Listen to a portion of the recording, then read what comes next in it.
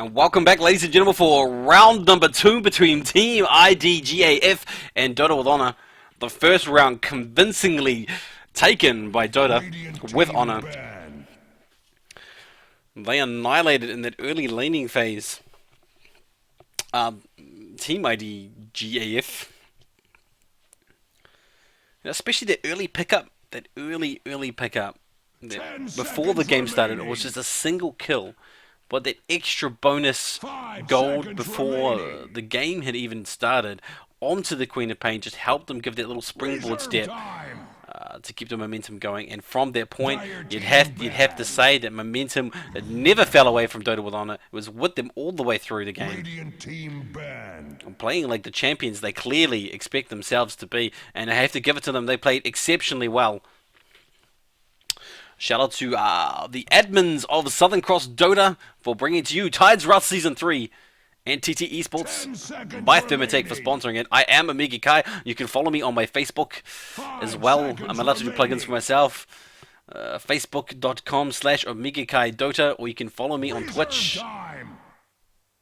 But for now, let's go into the game in front of us. And let's have a look at the bans just to see what they're trying to set up. OD banned out straight away, narrowing the pool of what they want in the middle, and Queen of Pain, so they're going for a mid-early pick straight away. It will be something, say, even Puck, or I don't really know what the strategy is, but they're just removing those two mid-game heroes. This is the Dire team, because they know that those heroes are not going to do too well, and it kind of leads into something. With Honor, they haven't, and we could see a Bat Rider.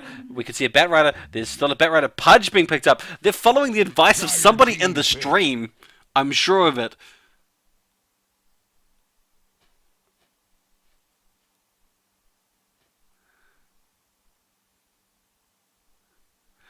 I'm sure of it.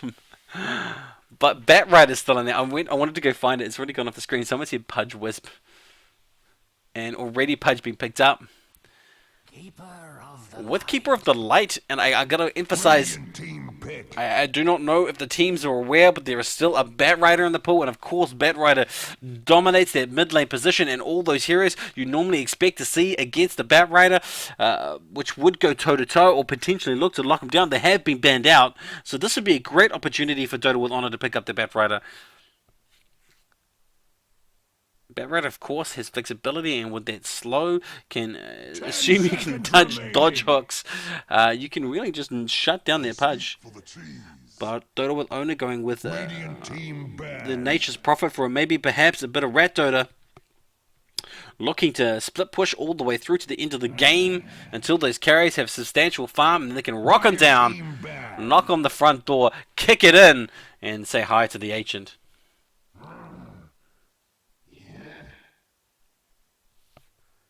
Dire team ban. And now into the second set of bans, the Team IDGAF. I don't know what their ban strategy is, what their lineup plan is, because they've removed Rubik as well as Bristleback, and none of those heroes, well, maybe Magnus, but Bristleback has seen very little play in this event, and I'm sure the statistician will be able to tell me how many times Bristleback's actually been paid. I believe it would be probably only a handful of times. Whereas Dota with Honor, very strong, very solid, going straight into the PL and Nyx Assassin bans. And they don't want any of those combos to go up with Keep It the Light, but there's still many other combos in there.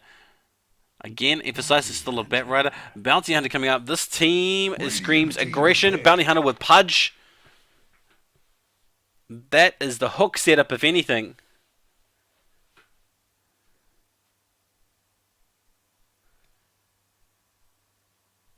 And I'm sitting here thinking, what will you do as Dota with Honor? You can go with the tried and the true, and you saw in the previous round they've now picked a Visage, who made it all the way through, 8 possible ban slots. And yeah, this team from the Dire team, this screams aggression to me. They're looking for lots of ganking potential, lots of setups, a bit of push there with the Keeper of the Light, but probably most of the Chakra Magic's going to mean more than anything. Teleports around for Pudge to get him into position before those hooks in the mid game. 5 seconds remaining. The laning just not too entirely clear at this stage. Pugna being picked up. Another early aggression. Another pusher. You can just throw that nether bomb out. Does substantial amounts of damage against towers. And he does work naturally with Keeper of the Light. Because you can just keep topping Pugna up. And he can just keep firing down wave after wave of nether bomb. So it has almost more dry potential than the Keeper of the Light just spamming Illuminate.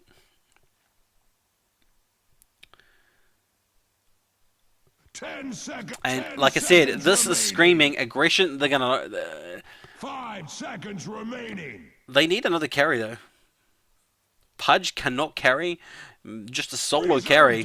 They need another to sort of round off their team, and somebody that's going to work well with their lineup they currently have. And there is still a carry in mind that I'm thinking, and I don't know if anyone else is thinking it, but we'll see if one of those high strength, low mana pool heroes comes through for the tri-lane. Dota with honor though. Look at their lineup. This is terrible. Terrible in the sense that it is devastating. Nagasire, Nature's Prophet, Visage, and Timbersaw, all in their own right.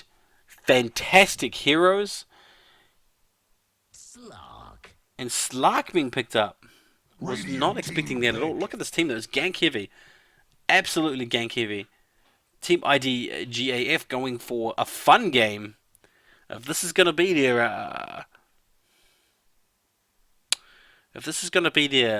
their last match, I guess they want to go out with fun. They want to go out with excitement. 10 seconds remaining. And of course, that's what you do. Like you sometimes. 5 seconds remaining. Sometimes the fun lineup can be more successful than the overthought, unnatural lineup, because some lineups are just natural for some teams and others aren't. And perhaps this natural setup of selection of heroes that they're comfortable with a huge gank early aggression out of the Dire team will be more successful than the standard team. And Tiny comes in. I thought Tiny might be making a presence on the Dire team, but it's on the Radiant team. And again, another hero we have not seen a lot of play of, and this is a scary, scary lineup coming out of the Radiant team. I am terrified because this peaks at all the right moments. They have the 2 strength heroes, particularly the carry there, or the potential carry out of Tiny. Avalanche, Chakra Magic, all set up with the Naga Siren. Now, let's take a chance to see who's playing what. Prepare for battle. Daffy is Wrinkle playing Pudge. Tatoa on Keep of the Light. Long live Vada on the Bounty. KP and A on the Slark, and let these Uber move to fill the support position yet again on the Pugna. We've got Revolver on the Visage, Night Shiver on the Timbersaw, Ching on the. Man, I forget hero's names. Tiny. This is how often we see Tiny. I forgot his name. And you got Autumn and Madara. I'm sure that's from an anime. I'm sure of it.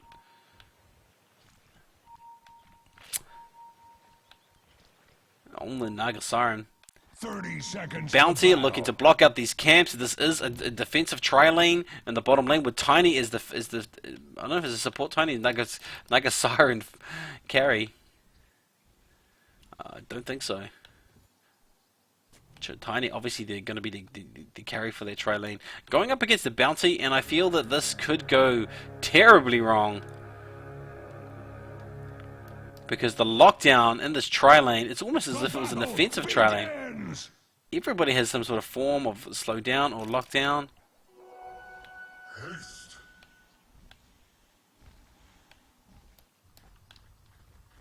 Timbersaw mid, that was pretty standard. We were expecting that against, of course, Pudge. And so it's going to be Chain versus the Hook. Chain, of course, is going to hopefully enable the Timbersaw with the reactive armor to get out of terrible positions. But he's gone for a Whirling Death first instead of what I thought he would build. I thought he would build Timber Chain and reactive armor first. Just stay in lane, right click away. harass. If he gets hooked, he can get himself out. He can live through the dismember with the reactive armor, but he's going for willing death first, and perhaps that is the smarter move. Pick up that CS and worry about the hooks later. Just make sure that you're positioned correctly. In the top lane, Sluck with Pugna and a jungling Keeper of the Light, and we've maybe not jungling, but we have seen a number of matches at the high tier level where Keeper of the Light actually is a jungler at level 2. Level 2 jungler. You know, he stacks up the camp, he puts a wave in, he runs away, he puts a wave in. The camp is dead, and it's a lot of gold, a lot of CS, a lot of XP picked up straight away. And this is probably what he's looking to do, but at present he's just standing there, admiring the view, listening to the wind of the trees. Oh, and I'm being told off because I'm not very good at overlay buttons. I removed my buttons after accidentally streaming the other day, so now manually doing it.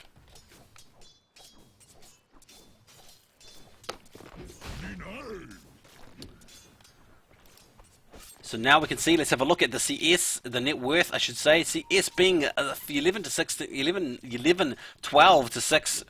Slark leading the way, followed by Tiny, Timbersaw, and Nature's Prophet. Pudge with a measly 2. That Willing Death being extremely useful in terms of picking up that extra CS. Pudge not having a great time at all. In fact, he's being driven out of lane. So that can only be good news for the Radiant team. And we have a rotating bounty. And they could take this. If this Pudge extends too far, this bounty's going to open up. Yeah, no setup there for Hook though with the bouncy Pudge. Pudge has to be very careful. He cannot extend too far because his HP is just too low. And now, and Bounty's announced his presence, so that was a bit of a waste in terms of potential there.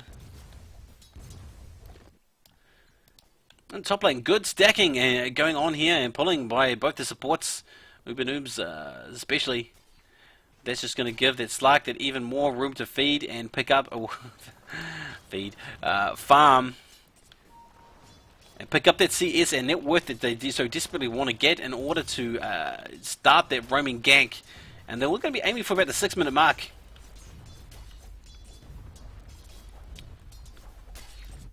They're going to be looking for a 6-minute mark to is the trigger around that sort of time to look for the rotations, look for the aggressive rotations, shut down particularly this Naga Siren before she gets anywhere near level 6. And as I say that, I focused on these guys because I was expecting there to be a smoke up. And there is indeed a smoke up as they rotate around through the back of the tower. They want this Pudge. They come emerging out of the jungle in with a net. Pudge is in terrible danger. First blood going straight up to Timbersaw. Excellent aggressive rotation. Good use of the smoke and excellent knowledge of pathing to go through those trees without breaking the smoke, without revealing where they were. Just unfortunate Pudge was waiting for the courier or microing the courier, or I don't really know what he was doing. Dire's middle tower is under attack. And he does a dance jig of fun, waiting for a little bit of extra time before he could buy that scroll. Straight back into lane.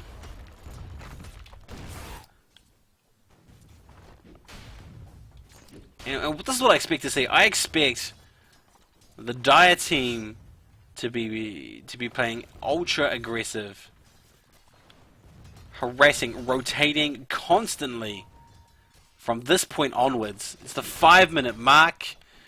They should be looking not to farm, but just to farm the heroes with the lineup they have. And of course, that's going to be difficult, but they have a lot of lockdown, a lot of damage, a lot of gank potential, and they can't waste this by just farming. They will not win the farm race, they will not win the split push, and when it comes to late game team fights, they don't have it in comparison to what Dota will Honor have. They have it in spades. And so it's in the favor of the Dire team to just look for those kills. Look for those solo kills whenever they can find them, and they can do this with the track kills, drive up that gold graph in their favor, and then start to expedite the game out of control in the way that you would like them to do. But at present, they're just not putting enough pressure on, and it's difficult. Everywhere it's difficult. I mean, you've got this bounty in the bottom lane, and he's got these hero two lockdowns and one slow.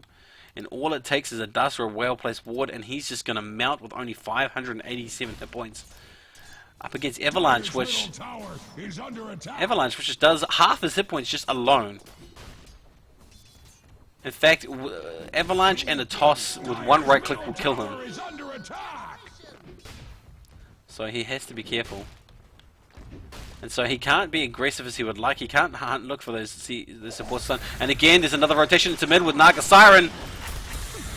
And a rapid dismemberment of the dismemberer Pudge. Perhaps no missing call. He can't call it. Doesn't know where they are. They're in the jungle. They just come out very rapidly. Descend onto mid. Shut down that Pudge. And the strategy of Pudge mid does not seem to be paying off. You're one of the good ones. And this is the Keeper of the Light farm. Although he's not doing it the way you normally expect to see it. You normally expect to be seeing him just running around. Whoa. And as I said that before, those two abilities just put together will kill Bounty if he reveals himself.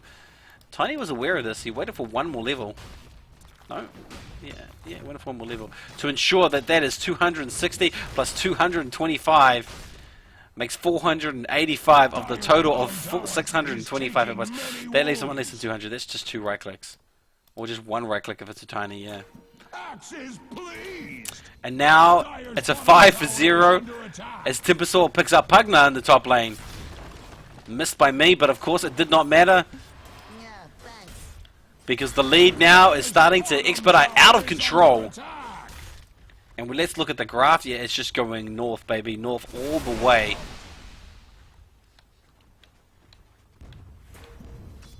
And now they lay the damage onto the first tier 1 tower for the second tier 1 tower. With these sexy Trents from TI3. And there is an answer though. It is coming through. It is Pugna. It is Slark. It is Keeper of the Light. They are putting down some charges. And here you can hear the Illuminate charge in the background. And Timbersaw does go down. Slark comes through. He's going to take out one. Can he take out another? Visage reveals him. He's been tangled. Pugna comes in. The TP's coming. There's Bounty. They want to get him. Pugna goes through down to Timbersaw, who has come back. And this is also going to be the death of Bounty. Only Slark remains. Only Keeper of the Light remains. As the score is ticked up to 7-1, Pudge comes to join the fray. But with abundance of targets there, can he find something to hook? Keeper of the Light's going to be looking to take those down as best as he can, but this tower is going to fall. Dire's top tower has fallen. Wriggle, wriggle, little fish. Stats say that picking Slark is a sure way to lose, with Slark only being selected 3 times with a 33% win rate. So choosing Slark generally leading the way to fail. That might be a bit harsh, so I apologize for that. It seems quite harsh. But as you can see, this match is no different from the majority of those matches where Slark was involved. It is going downhill for IDGAF. They aren't, again, it's the same scenario as before. They aren't without their options. You could see that they did manage to secure a kill in the top lane. They did drive back the Radiant, but they just overextended, pursued, and to be fair, it was just the reactions, the immediate TPs back by DOTAWH that has enabled them to sort of pick up extra kills and convert a retreat into basically a win before it became a full-blown rout. Dire's bottom tower is under attack. The final tier 1 tower does go down.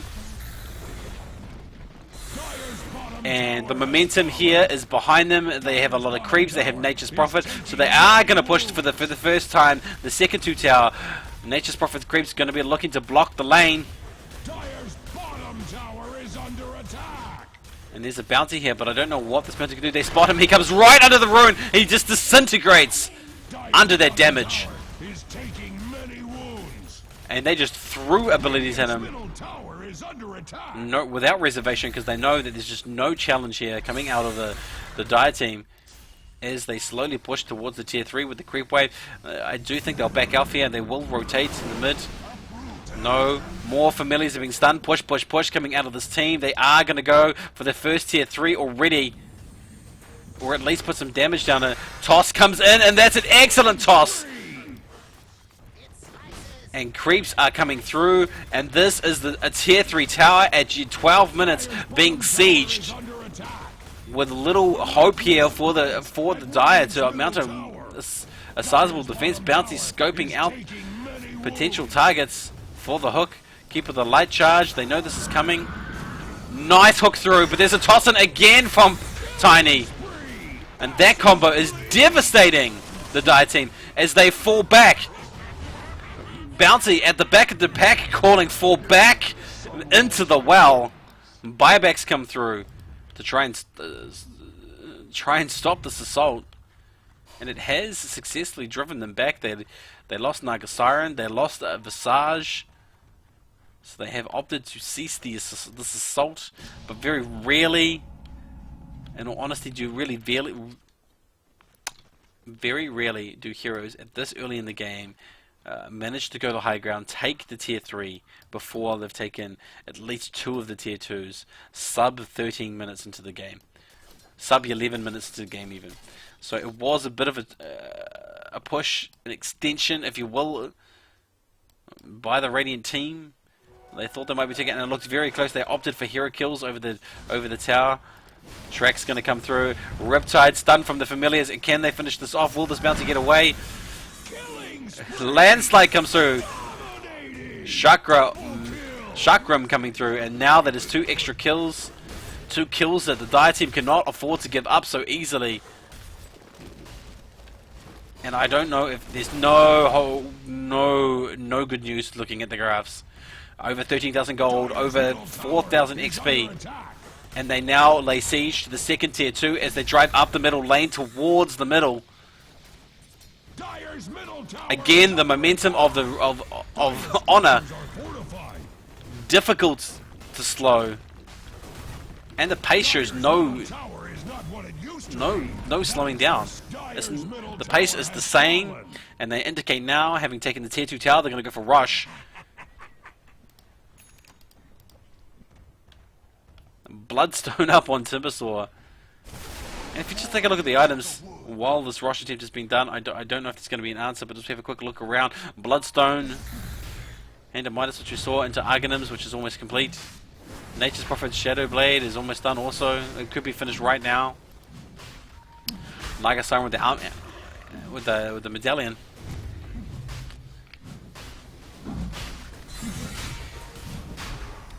And they see the charge. They throw up a familiar for shiny objects, just to drive off any chance of that Aegis going anywhere except where they wanted to go. And of course, the Aegis goes to Timbersaw.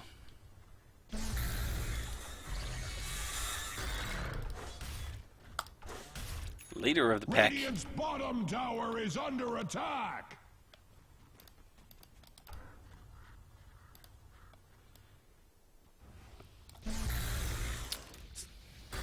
So what do you do from here? Again, the question's asked. What options are available for IDGAF? They are only 9 kills behind. They can most certainly take 9 kills. But it's their gold, that farm, that early towers that is going to be the uphill battle for them to deal with. But what do? You smoke again. You smoke, you aggressively ward. That gives you map control. That gives you an advantage in terms of presence. They don't know where you are if you're doing it, if you're aggressively smoking.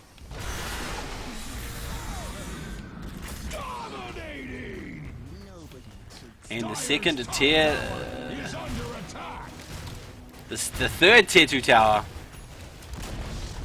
Heaven or hell, Dire's top tower is in one of them.